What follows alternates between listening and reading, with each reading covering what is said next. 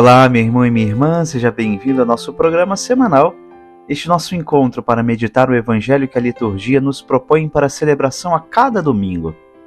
Hoje, contudo, vamos interromper esta nossa proposta para nos dedicar a uma outra realidade nos próximos domingos, a preparação para a solenidade de São José.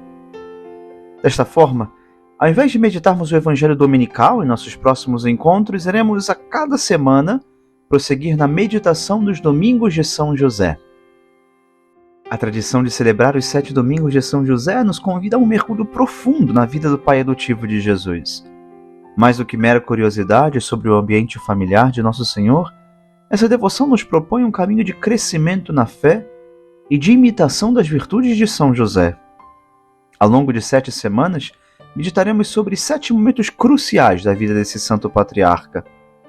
Através dessas experiências, somos confrontados com as alegrias e dores, os desafios e as vitórias que marcaram a trajetória de São José.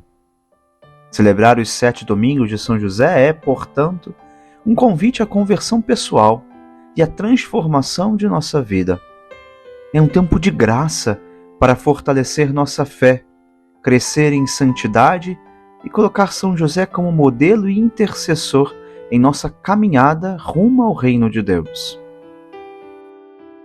Primeira dor.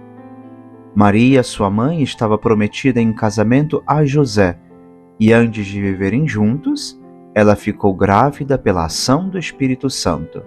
Mateus, capítulo 1, versículo 18. Primeira alegria. O anjo do Senhor apareceu-lhe em sonho e lhe disse: José, filho de Davi, não tenhas medo de receber Maria como tua esposa, porque ela concebeu pela ação do Espírito Santo. Mateus capítulo 1, versículos 20 e 21.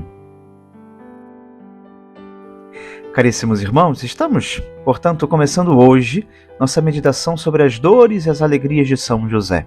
Final do nosso ano de São José, na nossa área pastoral, por isso dedicamos, especialmente nos próximos domingos, a essa devoção, a esta piedade. E já o primeiro par delas coloca-nos diante de um grande mistério. Não sabemos exatamente o que se passa na cabeça de São José, mas seguramente não foi fácil entender o que ali estava acontecendo. Sua esposa, da qual ela conhecia toda a sua idoneidade, estava grávida. José era justo. E, como se deve esperar de alguém justo, não podia conceber juízos temerários.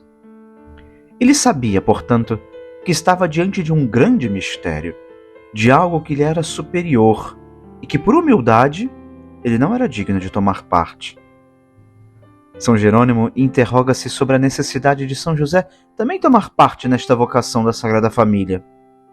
Em outras palavras, ele se pergunta: mas por que Cristo foi concebido de uma virgem desposada e não de uma simples virgem? Por 3 motivos.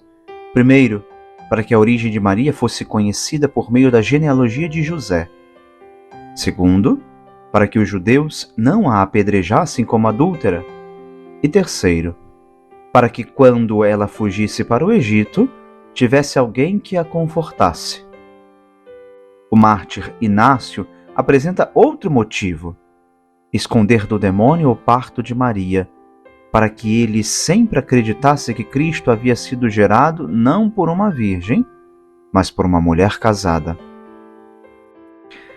Efetivamente, caríssimos irmãos, o matrimônio de Nossa Senhora e São José é um dos eventos mais significativos na história cristã.